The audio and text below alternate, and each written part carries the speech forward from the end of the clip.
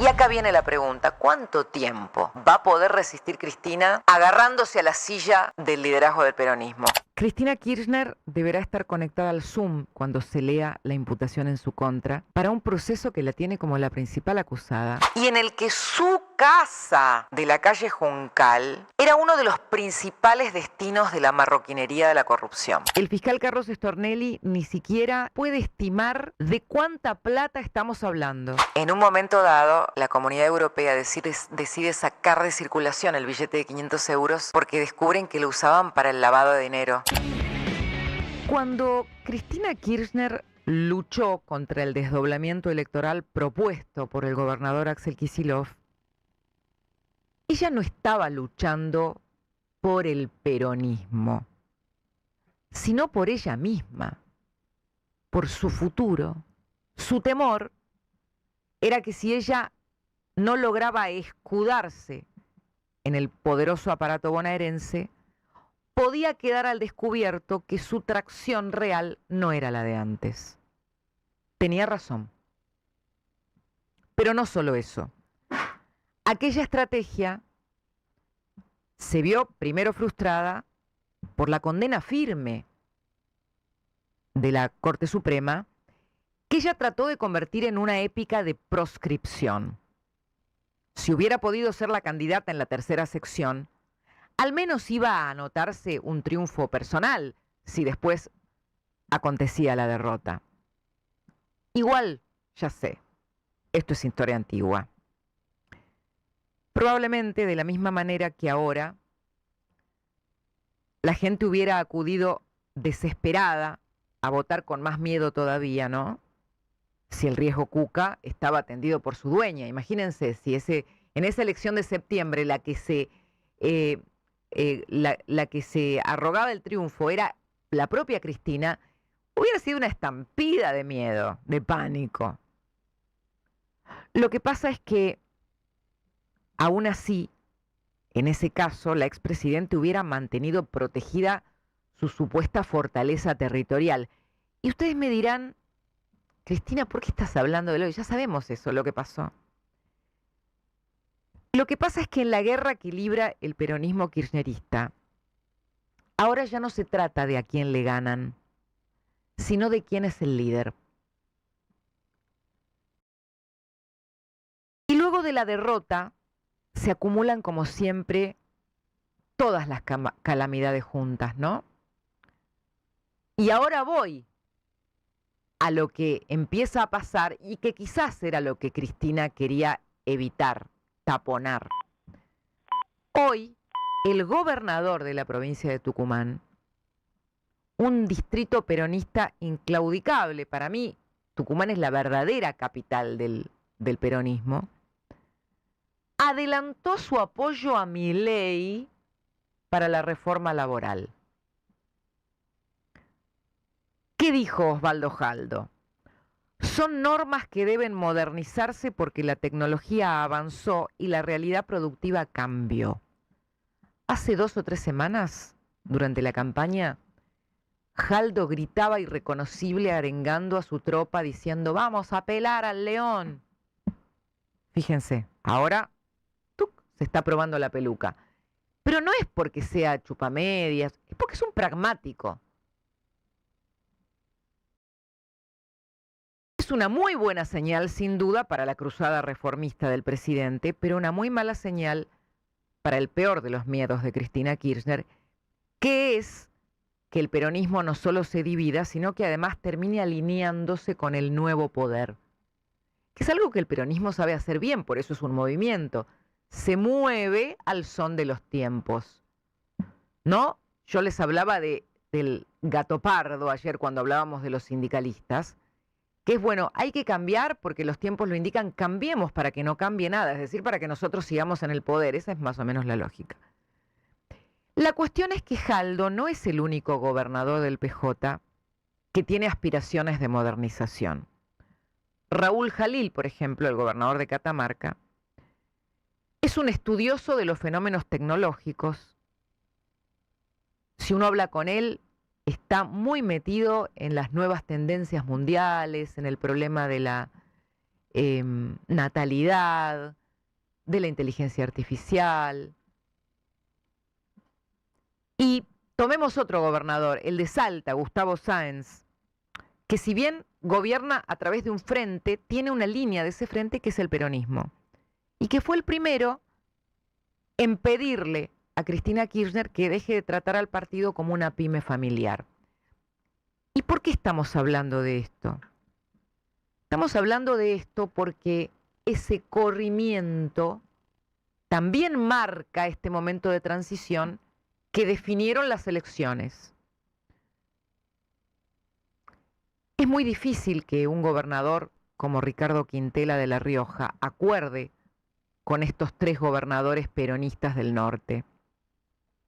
Pero, sin embargo, el propio Quintela fue el primero en desafiar a Cristina, reclamando para alguien que no fuera ella, ni alguien de su riñón, el que condujera el PJ. ¿Y se acuerdan lo que pasó? Ella no lo dejó. Se adueñó ella del sillón del peronismo.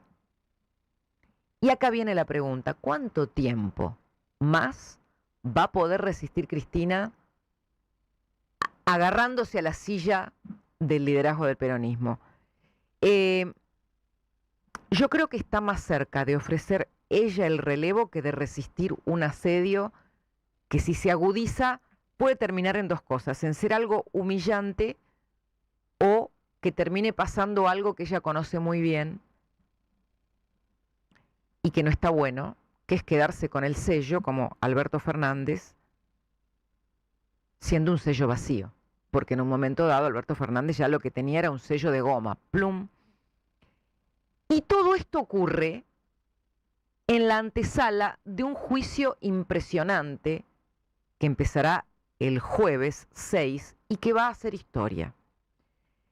El propio fiscal del caso de los cuadernos, Carlos Stornelli, recuerda que cuando vio las pruebas supo que estaba ante algo inédito en su carrera. Y así me lo decía ayer en mi programa de La Nación.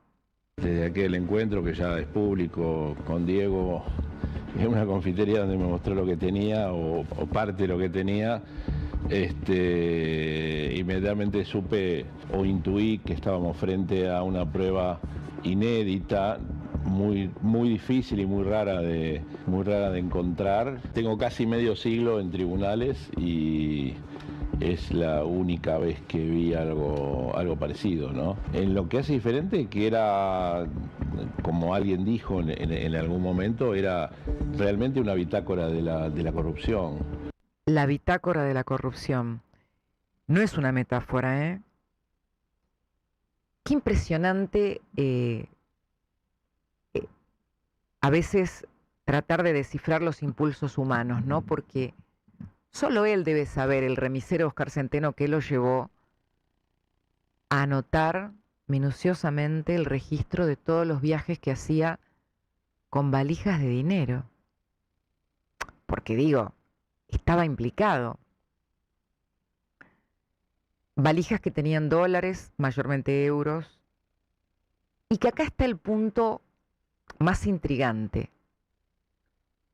Con excepción de la llamada causa vialidad, estos viajes abarcaban todos los demás contratos de obra pública. En proporciones, vialidad era el 10% y cuadernos el 90% restante. Bueno, quizás es por esto que les estoy diciendo que el periodista que inicia la investigación, Diego Cabot, escuchó una advertencia que no podía creer en boca del juez Claudio Bonadío, que es el juez al que le toca esta causa. Bonadío le dijo a Cabot en una de las primeras reuniones: a usted lo van a matar. Bonadío era un tipo duro. Duro, sí. Yo tampoco lo conocía, no tenía ninguna relación con él. Y una vez me dijo: a usted lo van a matar. ¡Oh! ¿Vos te acordás? ¿No? Y entonces sí. Me dijo: hay 3 casos en la historia. Así dice, me dijo Lourdes Di Natale, que murió, Nisman y ahora usted. Santo Dios. Claro, Yo ayer reuní, como hace 7 años, ellos hace 7 años se reunieron en un café, yo los reuní en mi programa, al periodista que inicia este caso que llega ante el fiscal con su investigación. Cuando me decía esto de Bonadío, Diego, se me heló la sangre porque no lo podía creer. A ver, Cristina Kirchner deberá estar conectada al Zoom este jueves 6 de noviembre cuando se lea la imputación en su contra para un proceso que la tiene como la principal acusada y en el que su casa de la calle Juncal era uno de los principales destinos de la marroquinería de la corrupción. El fiscal Carlos Stornelli ni siquiera, escuchen esto, ni siquiera puede estimar de cuánta plata estamos hablando. No hay un número, la doctora León tiene alguna precisión, pero lo que yo siempre digo, esto es una parte de la verdad, ¿no? Hubo un arrepentido que contó que un día vio en el famoso departamento donde se recaudaba, donde no vivía nadie, pero Muñoz, que ya está fallecido, recibía las remesas de bolsos diarias y demás. Y un día en el departamento de Juncal y Uruguay. Exacto. El departamento de Cristina Kirchner. Sí, pero en ese momento no vivían, ¿eh? Claro, eso sí. hay que aclararlo. Pero se utilizaba para estos menesteres. Uno de los arrepentidos que va a juicio dijo que un día vio 60 millones de dólares de más. Es decir, las cifras son... Vos fijate que en el mundo empezaron a llamar el argentino a los billetes de 500 euros. Porque Claro. esta gente juntaba en billetes de 500 euros porque ocupaban menos espacio. Tantos billetes de 500 euros compraron que el euro empezó a subir. El argentino. Bueno, en un momento dado, la Comunidad Europea decide sacar de circulación el billete de 500 euros porque descubren que lo usaban para el lavado de dinero. Nunca sabremos cuánto colaboramos en eso. Pero se necesitan 2 para el tango, ¿verdad? Los compañeros de baile de la corrupción, mediante la obra pública, eran empresarios muy poderosos, que sin embargo desfilaron como corderos arrepentidos por la Fiscalía de Stornelli.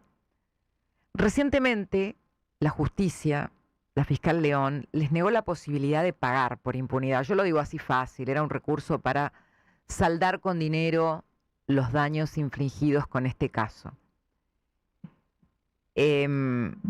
Ahora están entre los 87 acusados en un proceso que va a tener cerca de 700 testigos. Imagínense la cantidad que estamos hablando de acusados y de testigos. Puede durar años el juicio, pero vale más por lo que significa. Cuando hay justicia, no hay yabranes. Por esto se los digo. En algún momento choqueó a la Argentina la definición del poder que dio Yabrán, que el poder era impunidad. Para vos como fiscal de más de 3 décadas, ¿qué es el poder? En realidad el poder, algunos cuando dicen que yo tengo poder o que puedo tener poder, para mí el poder debe ser servicio y no otra cosa. Creo que la cita tuya de Yabrán, bueno, demostramos que si se trabaja y si hay convicción, no hay Yabranes y no hay poderosas. Hay que querer investigar al poder. Sigue dándome escalofríos cuando escucho algo así. Esta es la peripecia que Cristina Kirchner no pudo evitar, luego de meses en que sus más radicalizados dirigentes buscaron voltear al gobierno de Milei, que no llegara a las elecciones. Sí, hubo muchos errores propios en el gobierno de Milei, pero ganar como nadie lo esperaba tampoco significará un triunfo en sí mismo. Si el presidente, como dijo cuando empezamos el programa Gustavo, que tiene la pelota de su lado, no aprovecha el tiempo disponible y la coyuntura externa del inédito apoyo de los Estados Unidos. Esta tarde, el presidente va a recibir al embajador de Trump, Peter Lamelas, recién llegado al país y que ya tuvo una intensa agenda. Ayer, el canciller Pablo Quirno le recibió las credenciales.